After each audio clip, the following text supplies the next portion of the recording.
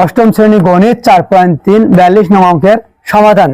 অঙ্কে দেওয়া আছে ax square minus a square plus 1 into x plus a।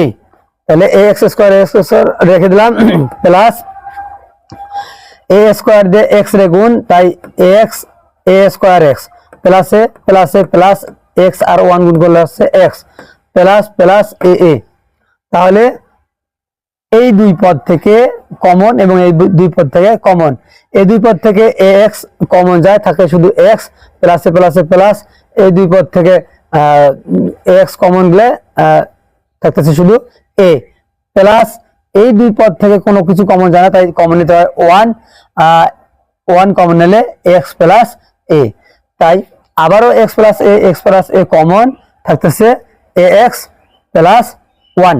এই হলো অঙ্কের সমাধান। আশা করি অঙ্কটি বুঝতে পারছেন। ভালো লেগে থাকলে অবশ্যই লাইক দিয়ে পাশে থাকবেন। আসসালামু আলাইকুম ওয়া রাহমাতুল্লাহ। ডিয়ার স্টুডেন্ট, আসসালামু আলাইকুম ওয়া রাহমাতুল্লাহ। এখন আমরা শিখব অষ্টম শ্রেণী গণিত 4.3 এর 42 নং অঙ্কের সমাধান।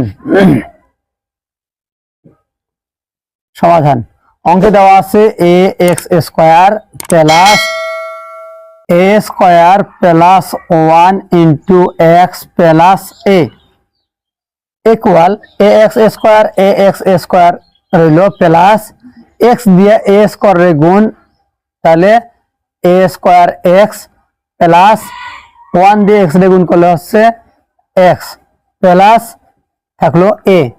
তাহলে প্রথম দুই পদ এবং শেষ দুই পদে কমন নেই, তাহলে ax কমন যায়, তাহলে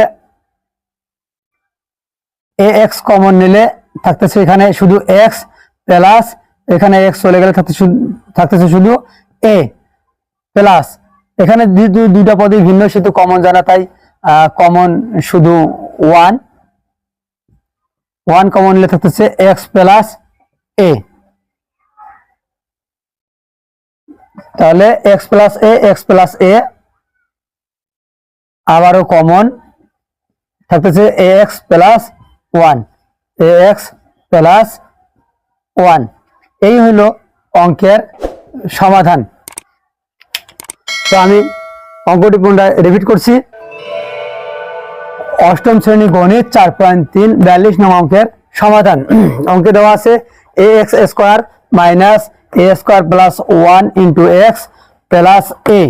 তাহলে ax স্কয়ার রেখে দিলাম প্লাস a স্কয়ার দিয়ে x রে গুণ, তাই x a square x plus plus x আর 1 গুণ করলে হচ্ছে x প্লাস প্লাস a।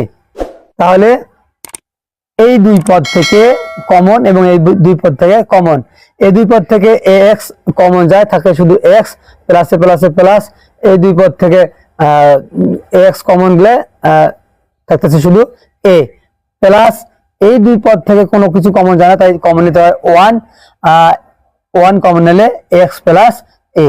তাই আবারও x প্লাস a কমন থাকতেছে ax প্লাস 1। এই হলো অঙ্কের সমাধান। আশা করি অঙ্কটি বুঝতে পারছেন।